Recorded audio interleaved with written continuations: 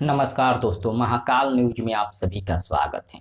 दोस्तों, एक ब्रांड को हराने के लिए भोजपुरी से लेकर बॉलीवुड इंडस्ट्री तक पीछे पड़े हैं और वो ब्रांड है खेसारी लाल यादव जी। जी हाँ, खेसारी लाल यादव जी एक ऐसा ब्रांड है जिनके गाने पर ना ही ऐड लगता है और ना ही कोई प्रमोशन करता है। खुद खेसारी लाल यादव जी हो सकता है तो एक दो बार प्रमोशन कर देते हैं, लेकिन कोई दूसरा प्रमोशन नहीं करता है। ना ही अपने चैनल के कम्युनिटी में उनका गाना का ऐड लगाया जाता है, ना ही कम्युनिटी मारा जाता है।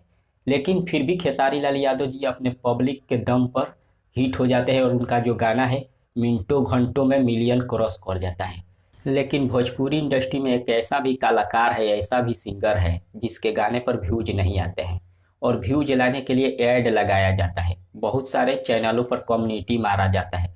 उससे भी नहीं होता है तो बॉलीवुड सिंगरों से प्रमोशन कराया जाता है।